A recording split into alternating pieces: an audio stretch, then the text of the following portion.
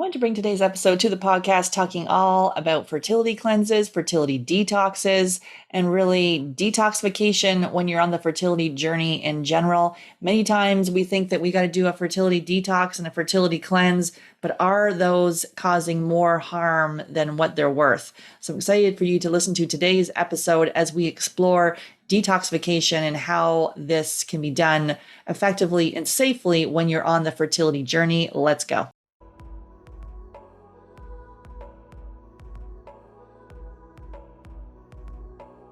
Hey, Katie, excited to have you back on the podcast. Hey, thanks for having me.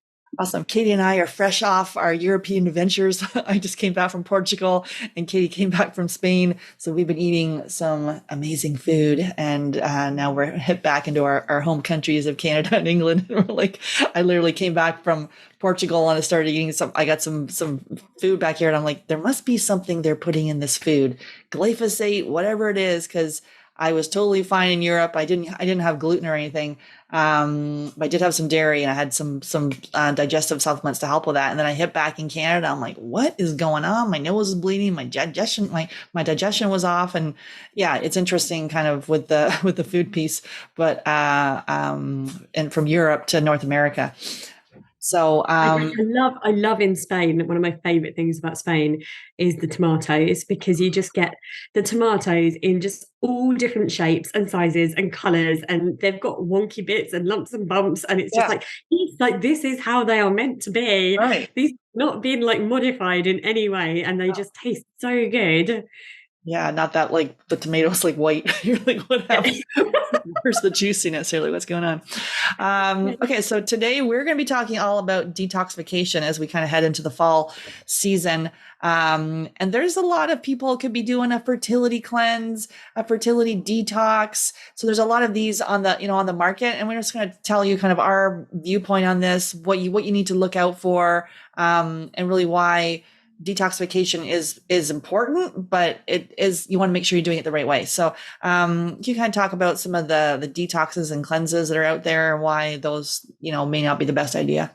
Yeah, and I guess just to rewind from that even for a sec, it's just to say that detox, the term detox means so many different things to different people. And so I think in terms of just the mainstream and the general population, most people and women in particular, I think, have probably been exposed to the word detox at some point in their life through magazines that they've read or whatever, and it's this idea of like doing a cleanse, right? And it's the idea of doing some kind of activity or program that reduces the toxic load in your body and kind of forces toxins out of the system. They're very faddy, that kind of detox, and there's a massive market around. You can I certainly over here in the UK you can get like 3-day juice detoxes where they send you all the juice bottles to your door. And I mean, back in my earlier late teens and early 20s, like I thought that they were the best thing. I was like, oh yeah, they must be so amazing for you, these detoxes. And I know better now. But yes, certainly in terms of things that are on the market, then that's the kind of thing that people might be advertising is these cleanses or detoxes that you can do. And there's tons of books about detoxes and cleanses as well. And it's easy to get wrapped up in the marketing of all of that, I guess. I guess the reason that we're cautious around that kind of detox, and we'll talk a little bit more about what detoxification actually means, but the reason we're quite cautious about those kind of approaches in the fertility space is because if you're actively trying to conceive and you go through a rigorous like cleanse/detox program, then that has the capacity to release a load of toxins into your bloodstream to because our cells, and particularly adipose tissue, so fat cells, are very, very good at storing toxins, and we are exposed to toxins left, right and center in the modern world. And so what some of these cleanses and things can do is release those toxins, and then they've got to go somewhere, right? They've got to get out of the body. And lots of people who are, do these things, lots of people are like quite sick actually that do them, and then they get even more sick because you have to get worse before you get better. And if you're doing that while you're actively trying to conceive, then you could be putting a whole lot of strain on your body for, for what, for potentially putting your future baby at risk. So that's why we don't really advocate these strict cleanses whilst trying to conceive. Yeah, and then people do, because a lot of times the cleanses, they come with these different powders, different supplements that you take with it. Are those right for you? Kind of that generalized approach. And then some of them could be like there's the heavy metal detox, which again, the danger of doing that too close when you're trying to conceive, you've got these, and people can feel really poorly, and it can be not even a good idea to do without having a practitioner support you on that. That's just not something we even do until later on, or if at all. But yeah, what do you say about the heavy metal piece? Yeah, again, it's, we're talking about compounds that have been locked up in various tissues in the body to try and protect us. And so, yes, whilst it's not ideal, maybe you've had a hair tissue mineral analysis or some other testing, or you suspect that you might have some kind of toxic burden like heavy metal. That whilst it might not be great for your health to have those in your system, they are locked up and they're kind of being stored in various tissues in the body. And if we try to detox those out of your system, then they have to come out. And when they do that, then they're going to put a whole load of additional strain on your system before they're actually removed from the body. And oftentimes, this takes a really specialist approach to actually do this. And so definitely tread with caution, I think, with anything that says that it's a heavy metal detox, and especially anything that's heavy on supplements that haven't been specifically identified as things that you as an individual should be taking. Yeah, that generalized approach, because we will do hair tissue mineral analysis, and we identified many people that have heavy metals.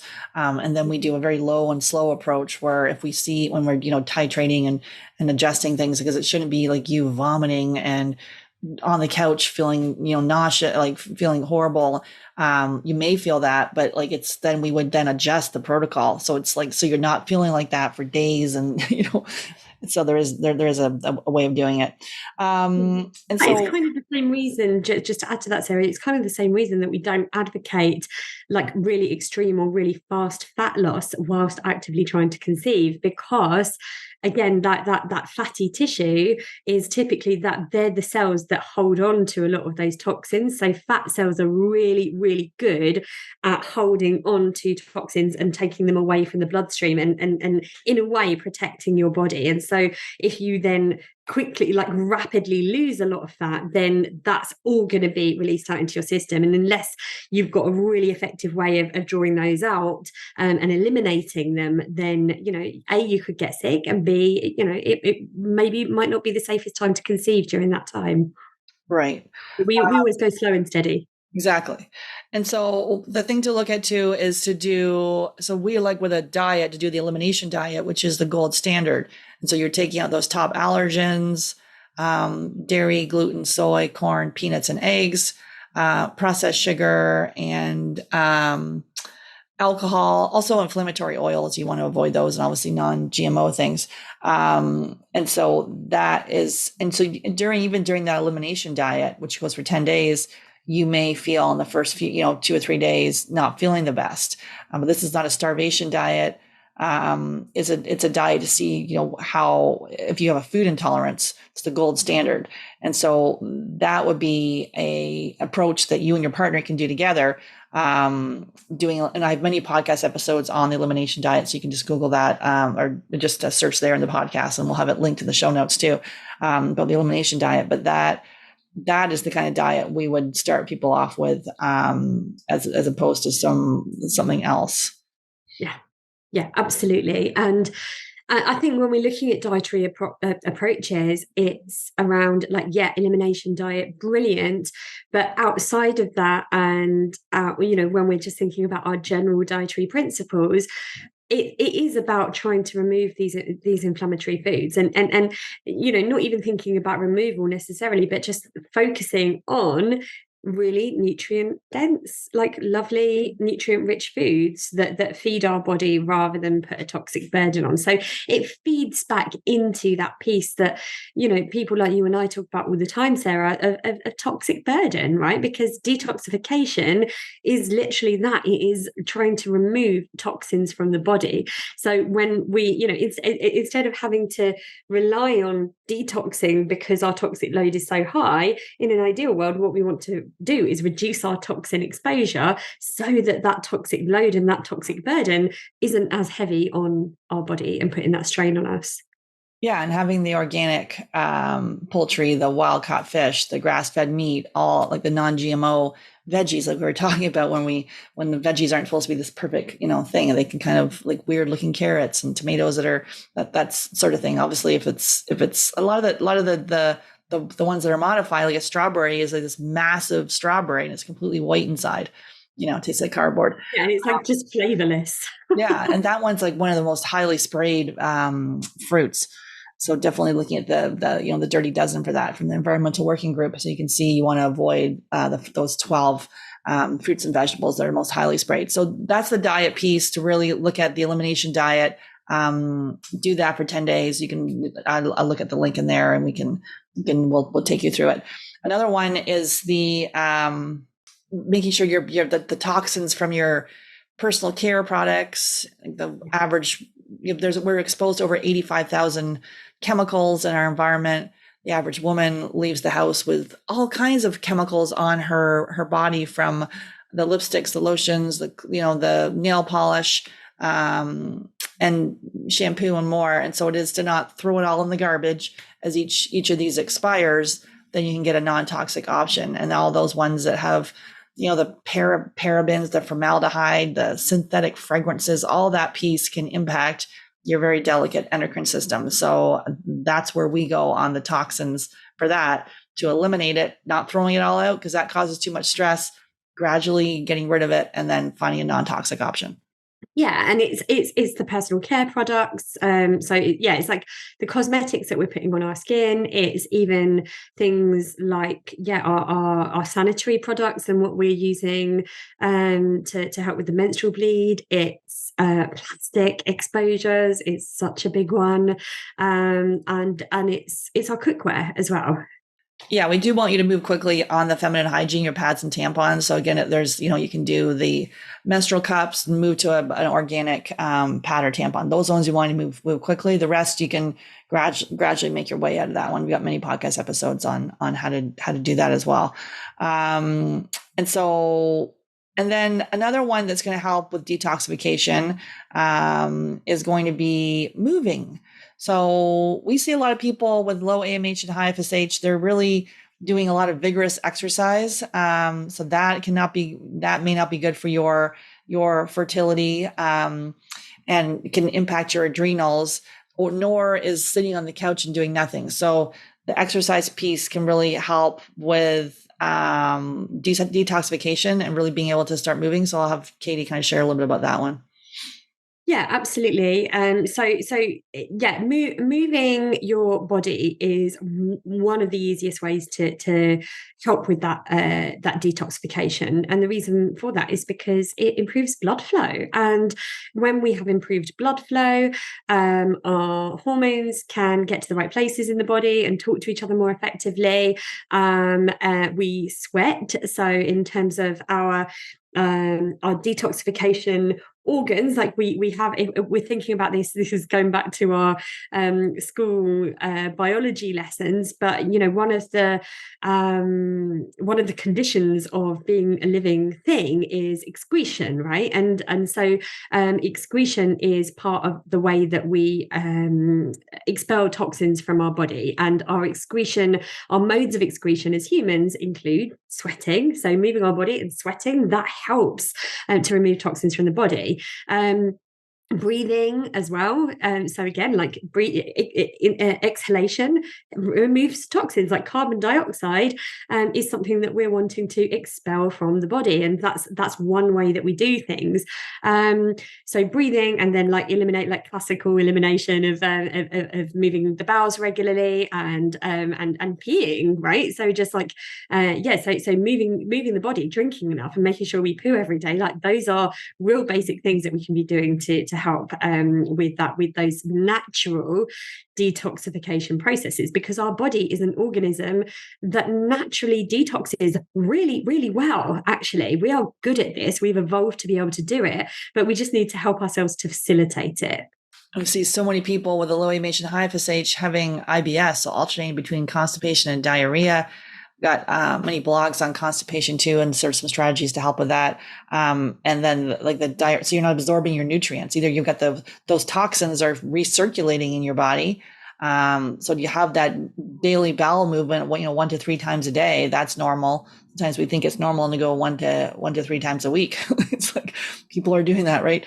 And that's been going on for years. So so the movement piece is key. And a really nice one actually for move in terms of movement. So any kind of movement is great for detoxification, but quite if we're thinking specifically about elimination and detoxification, rebounding is really good, because it activates the lymphatic system, and the lymphatic system is part of that detoxification, that toxin removal system. So anything, because it's like just like a quick movement where we're bouncing up and down really quickly, it helps. And the lymphatic system is underneath the skin. It helps with that, and so does the dry skin brushing. It helps to activate that lymphatic system as well. Exactly. I do the dry skin brushing every day before I hop in the shower. Do that, and it can be really helpful when you're doing that elimination diet too, in those early stages. And it's so it's quick, like if you do it before you go in the shower, it's just so quick and easy to do. Exactly. And the next we have is stress. So being able to, well, first of all, identify that if you're feeling stressed, many times people on this journey, they may not even know that they're stressed. They could be on feeling not stressed, super stressed. They could identify as being a 2. And then, but maybe they're got a lot of work going on. You're on the fertility journey. Maybe you just cope well with stress, but then your mindset, you might be coping with it well, but how is it impacting your body? And so the stress of the fertility journey. So if you identify as low, not to say that, oh my goodness, you've got to be stressed.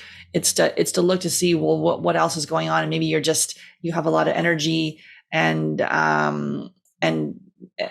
maybe you just cope a little better than others. But is there anything to explore in there for you, of where you can reduce stress, set boundaries, being able to know that this journey, just because you're like a type A, get it done kind of person, this kind of people we work with, we'll see so many people working on their master's and their doctorate, and then they're going to school, plus they're trying to get pregnant, and they've done multiple IVFs.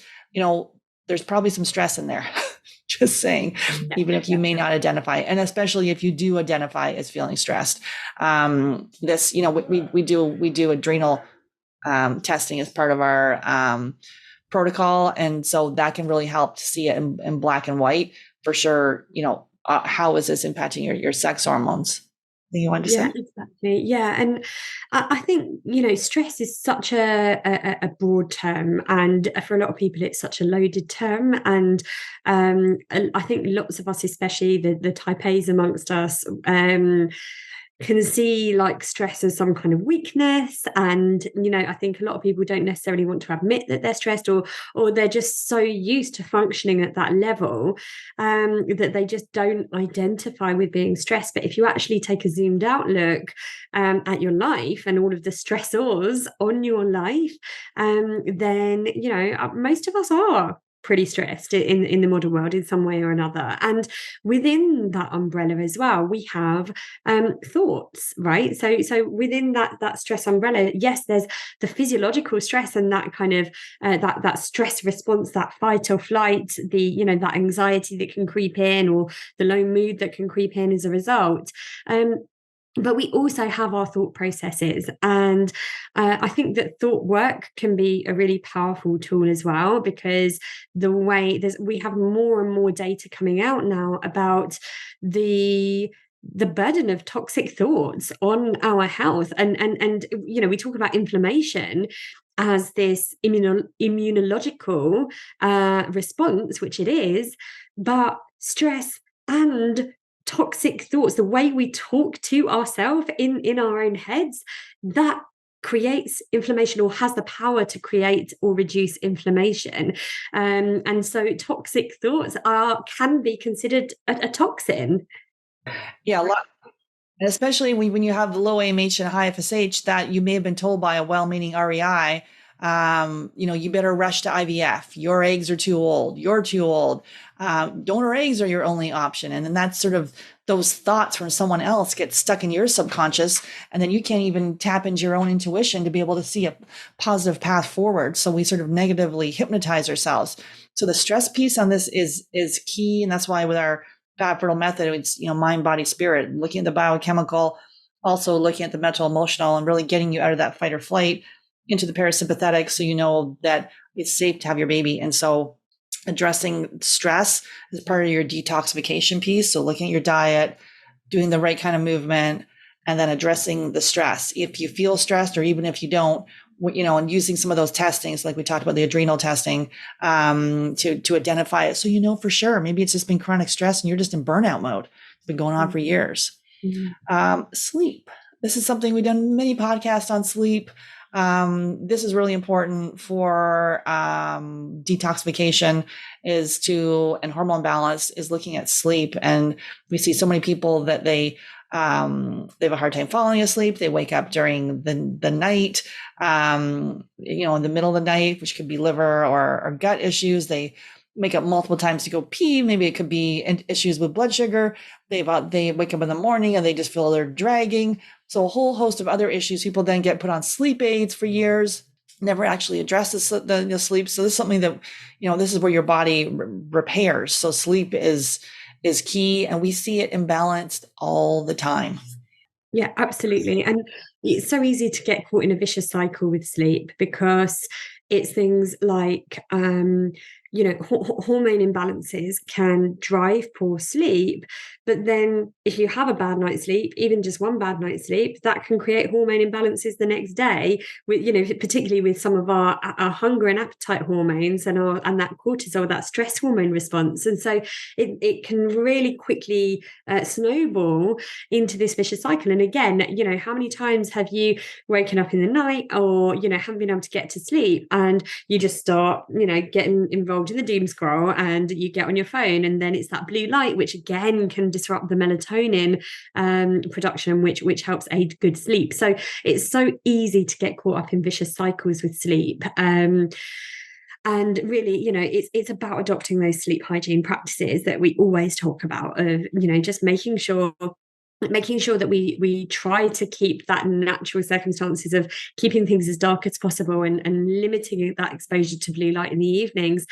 And the thing that people forget about is on the other side of the day is getting that natural light, outside light on your skin before 10 a.m. Really, really important in terms of restoring that natural circadian rhythm. And yeah, like the blood sugar imbalances, like that's one of the key reasons I see people waking in the night is because their blood sugars have dropped, because they're not balanced during the day. And people think, oh well, it's at nighttime, so oh well, if my blood sugars have dropped in the night, then I must have to have a nighttime snack to stop that happening. No, that's not how it works. It works by maintaining really level blood sugars during the day, so that they're not crashing during your sleep. Absolutely. And considering and using the bedroom for intimacy and sleep. That's it. Not working, phone, TV, all that piece. So it signals to your body and mind when you come into your room that it's time for sleep or sexy time. And so my husband's always talking to me about getting a TV in the bedroom. He's like, TV in the bedroom, TV in the bed. I'm like, no way, we're not getting a TV in the bedroom. I know I did have one in there for years, and then we took it out. And I'm just like, because it was just It's one of those things where you just get into a nasty habit of watching garbage, and then you watching cliffhangers, reading, same with Right. reading a cliffhanger. Next thing you know, and I did that yesterday. That's why I'm like tired today. I'm like, oh man, I was doing a late master class last night, and I was kind of like revved up, and then I got into Netflix, and I got deep into the ultimatum. Just don't want. Oh man, it's just such drivel. Oh god. Oh, it's like these couples that are trying to get, if they're trying to decide, the one gives the ultimatum, are we gonna, carry on or not, and then they switch, and oh man. Anyways, that's what I'm watching, but I I do like love the some absolute trash that you watch. junk. I know the junkiest, like I finished The Bachelor. I know, my reading is usually pretty good. It's just I like to watch some crap. But it's all good. Okay, so that is, yeah, so sleep is key. Definitely looking at that, and then looking at blue light blocking glasses too. So when I'm reading at night, I have my little e-reader. I always make sure I have my blue light blocking glasses on, because the blue light from that screen can then impact your melatonin, which impacts your sex hormones. So if you are doing a later night TV watching or reading a book, make sure you're putting on night mode. And if you have those blue light blocking glasses, go ahead and do that. Um, I find the weighted blankets really helpful for aiding a good night's sleep as well. Yeah, for me, it feels like I'm being suffocated. Like both my kids, like my daughter can't sleep without it. Otherwise, she's thrashing around the bed and kicking all over the place. So she has like this like really heavy one on there to seal her into the bed. So, and she deals with some anxiety. So that really helps her. I find um no, I'm like God, so yeah, the weighted blankets can be helpful for people. Also, there's like a weighted shoulder thing too, where you can just, it's like a big kind of hug for people. That I can't remember the name of the company on that one, but that can be helpful too, just to feel settled. Because if you're a lot of people where we work with are dealing with anxiety, and that's the gut mood issue. Obviously, my daughter and her drinking, because she's 21 and let's go drink, and I'm like, well, that's why your anxiety's bad. But anyways, that's a whole other podcast. Okay. That she'd kill me for. Okay, and then supporting the liver. So as part of, so we talk about the diet as the elimination diet, and then as far as the detoxification piece, what are some other foods that can really help from a detoxification process as well? Yeah, so it's we've spoken about the liver before, haven't we, Sarah? And it's really around recognizing the liver as one of the primary organs for detoxification, and the liver really is a wonder organ. Like, I'm always in awe of the job that our livers are doing for us every day, because everything gets processed via the liver. And so it's awesome at doing its job, but sometimes it needs a bit of help because it's under quite a bit of strain in the modern world for all the reasons we've spoken about. But yeah, foods that really help. I mean, dark green leafy veg is king here, right? It's dark green leafy veg. It's just so nutrient dense and helpful with with getting some of those toxins out of the body, and also cruciferous vegetables as well. So your broccoli, cauliflower, kale, cabbage, those kind of foods. They help with what we call phase 2 detoxification. So they're really good. Generally, high fiber foods are great, and we want to be getting our fiber largely from an array of plant foods. I know lots of us think about cereals when we think about fiber, but really the best way to get an array of fiber, because there's lots of different types of fiber, the best way to get an array of fiber into your food is by eating the rainbow of plant foods, and that mostly vegetables, right? So what the fiber does is help with that elimination through the bowel, so help to drag the contents of the large intestine through, and help us to sufficiently poop things out, and it also helps to feed that gut microbiome. So we know that a diet that is highly diverse in plant foods will feed that healthy gut microbiome, which is really what what we want as well to kind of interact with all of the systems that we've spoken about. And then it's things like just making sure that we've got the good quality protein, and because protein is just it's our builder, right? And without protein, we just can't rebuild, we can't repair properly. And but I guess it's to say that when we eat protein, a lot of the time it comes with toxins, right? Because particularly the meat and dairy markets industries are they're not very ethical, right? Mostly they're thinking about mass production, and we think about beef farms and dairy farms where the cattle are just squashed into all these horrible conditions. And again, we think about eggs and chickens where battery hens squashed in together, routinely fed antibiotics. They're in terms of animal welfare, not great, but in terms of our health, if we're then eating the produce from those animals, that is really increasing our toxic burden.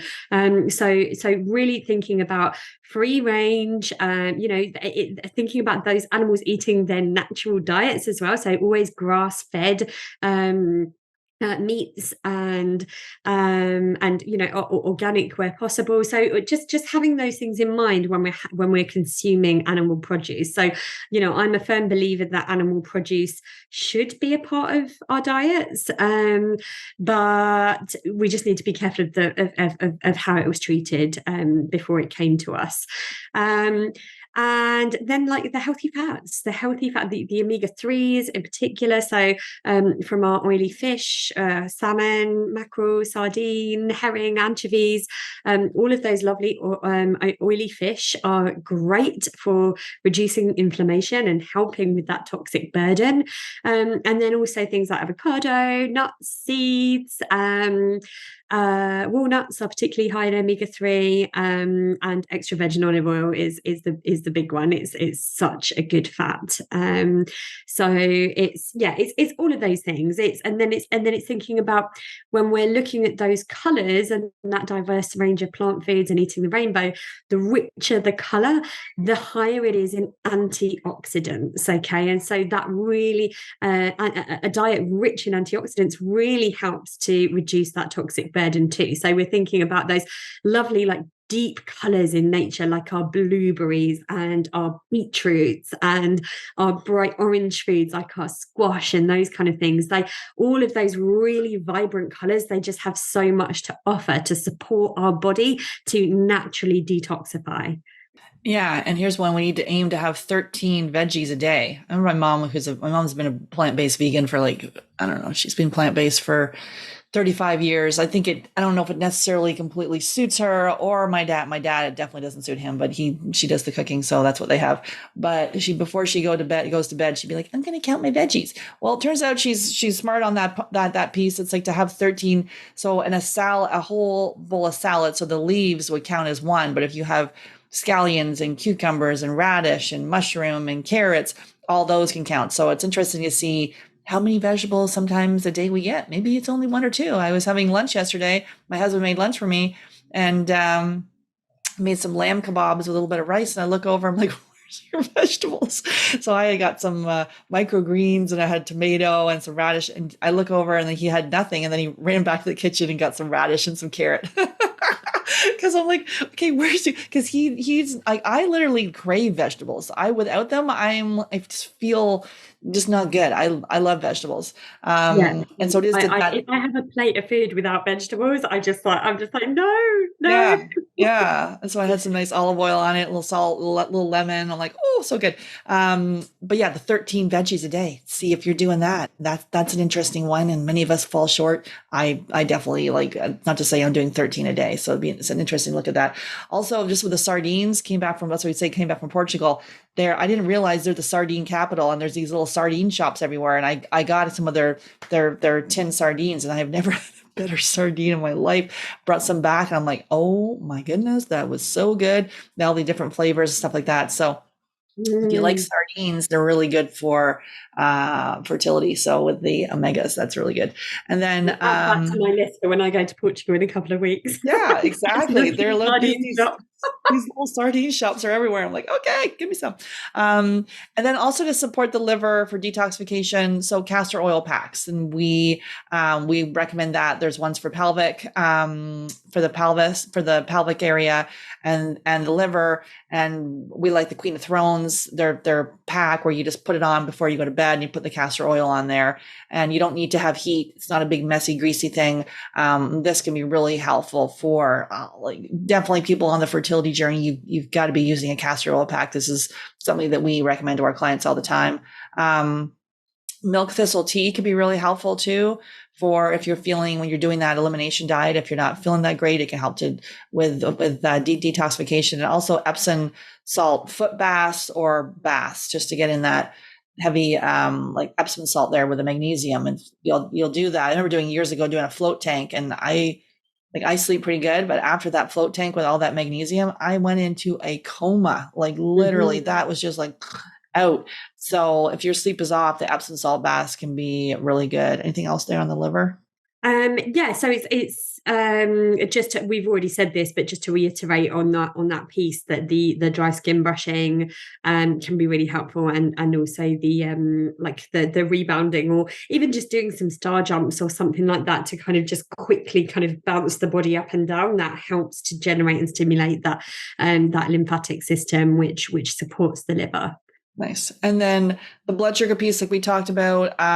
So this is key, especially many times people during pregnancy with gestational diabetes, and then that can impact the baby with early exposure because there's inflammation from the mom. So it's really important to limit those high sugar, empty calories and really get your blood sugar balanced beforehand. By first of all being aware of if you feel hangry, sugar cravings, poor sleep, mood swings, there's probably something going on with your blood sugar. And even though you may not be pre-diabetic or diabetic, or maybe you are, this is really key for you. We've done many podcast episodes on blood sugar, but from a like a detoxification piece, can you just talk a little bit about that for us, Katie? Yeah, absolutely. It's just this notion that the imbalanced blood sugar. I mean, I always feel like a broken record here, because imbalanced blood sugars really are one of the first places that we can start for addressing any health issue, whether that's reproductive health or otherwise. And it's because it's one of the systems in the body that is there to keep us safe. And it's one of in terms of our homeostasis, which is the body just keeping within its normal parameters. Our blood glucose levels are not to be taken lightly. Like, it is really disruptive for the body, and the body has to work extra hard if it's flooded with glucose, because it's a struggle, and our blood glucose levels have to be kept within certain parameters to survive, right? This is why if we think about type 1 diabetics in particular, it's like it can be life-threatening, right? And so it's for most people their blood sugars aren't life-threatening, but they are adding to that burden, to that inflammation in the body. And so if you're trying to adopt a low tox lifestyle, or reduce your exposure to toxins, or gently eliminate toxins from the body, but your blood sugars are all over the place, then it's going to hinder your progress massively. So we need to have that as a priority always. And the best way to balance your blood sugars is by trying to reduce the actual sugar in your diet, and the refined carbohydrates, but also just to focus on really adopting that nice protein rich diet, making sure that you've got like a good, at least a palm sized portion of protein with every single meal, making sure that you've got that fiber in your diet, all the things that we've already spoken about, all those lovely plant foods, and also the healthy fats. This is not rocket science, but it's things that people often neglect to do or forget about. Yeah, and I had that hangry thing for years, and it really is when you do the protein, the fat, like you don't have the cravings, the mood swings, the irritability, the ready to rip your husband's head off because you're basically having a blood sugar crash. You blame him just for walking by you. So it is key, but it's fairly, we may not really recognize what that is, right? We just may think we're irritable or that we have all these different issues. But if you start with the protein and the fat, that can be really, really keeping you satiated and keeping your blood sugar even throughout the day. And so just the last one here on some supplements. Anything we did talk about milk thistle, any other supplements to help with detoxification. Obviously, if there's a heavy metal thing, we're going to be doing a hair tissue mineral analysis, looking at what that is, and then working with a practitioner to then help, take those out of your body. And you really want to make sure that's done correctly. Anything Yeah, else absolutely. I think, we really do need to tread with caution here, because lots of the supplements that are dubbed as kind of detoxifying supplements, like your chlorella and your, these chelating supplements as well, to help draw things out of your system, I'm not going to really advise anyone take any of those unless they're under the guidance of an experienced practitioner, because it can be not just unsuitable but dangerous. And especially if you're taking medications, there can be interactions, and especially if you're trying to conceive, like even milk thistle. I wouldn't advise people take milk thistle while they're actively trying to conceive, even though it can be helpful for the liver. So it always has to be personalized for you. But really, I think that some of the nice nutrients and or supplements that can be helpful for generally helping to reduce the toxic burden in the body include, like, just checking in on your vitamin D. So checking your vitamin D levels and kind of supplementing accordingly. Making sure that you get that sunlight on your skin for vitamin D. Vitamin A is really important as well. So lots of us are deficient in vitamin A, because typically it comes from like your organ meats and those kind of parts of the animal that we feel a bit queasy about eating nowadays. You can get some vitamin A from plant sources, but it comes, so orange foods and dark green leafy foods contain beta carotene, which can convert to vitamin A in the body, but not always as efficiently as the actual animal form of vitamin A or supplement vitamin A. And then vitamin C as well, it can be really helpful. And NAC, so NAC, as well, is like really nice and supportive on the liver. That's it's a supplement that's often recommended in fertility. Again, we need to tread with caution, because sometimes there can be interactions with meds. Sometimes there can be, for some people, NAC can be a bit drying of cervical mucus. So we just, again, whilst we're talking supplements here, these are very generic, and you need to get, the right supplements for you. Selenium as well can be really nice. So any nutrient that has antioxidant properties, so vitamin E, vitamin C, selenium, these are all antioxidant nutrients. And also, what was the other one I was just thinking of? Glutathione as well. Glutathione is like the master antioxidant, but again, not everybody should take glutathione, and some forms of supplemental glutathione are really helpful, and some not so much. So you've got to make sure that you're taking the right form of it. So yes, I'm always hesitant about talking supplements publicly, because the take-home message is it's personal to you, but those are generally some of the supplements and nutrients that can be helpful in this context. Any final thoughts on our topic here, detoxification for fertility, low AMH and high FSH? Anything you'd like to share with people? Yeah, I think just really that if you take anything away from this, really it's thinking, probably if you're getting roped into doing some kind of cleanse, then and you're trying to conceive, then maybe that might not be right for you. B is adopting all of the principles that we speak about, those baseline principles of a really nutrient-rich diet, good sleep, good movement. All of those things really do speak volumes when it comes to aiding your body's natural detoxification systems. And the third thing is just to remember what I spoke about in the middle of the show today, which is this piece around, just if you're thinking about detoxification, just remember all of the different systems in your body and think about the ways in which you eliminate, right? And then try to support those systems. So, for urine, make sure you drink enough water. It's not rocket science, for bowel motions, it's just really trying to make sure that you're getting a daily bowel movement at least. for breathing, making sure that you're not like shallow. So many of us just shallow breathe all day long. So, just taking 5 minutes to do 5 minutes or 2 minutes of deep breathing in the afternoon, or exercising so that you're kind of getting that deep inhalation and expiration. And also, we didn't speak about this, but, plants are really, really great to have around the home to help with that toxic burden in terms of lung function. Um, This one's on its I last wasn't going legs. to I was mention that. hiding it under the thing, and I'm like, yep, I managed to. I overwatered it, killed it. The bamboo is dead. um, so funny. So yeah, like plants. So you're thinking about your lungs and thinking about your skin as well. So that the sweating that we spoke about, that's a really good way of helping detoxification. But also what you're putting on your skin, right? We don't want to be clogging those pores up with toxins. And I think that's mostly it. Oh, and then of course, in terms of like detoxing the brain, it's sleep, really. It's sleep and addressing toxic thoughts. Love it. Awesome. Well, thank you. Thanks, Thanks everyone. for having me.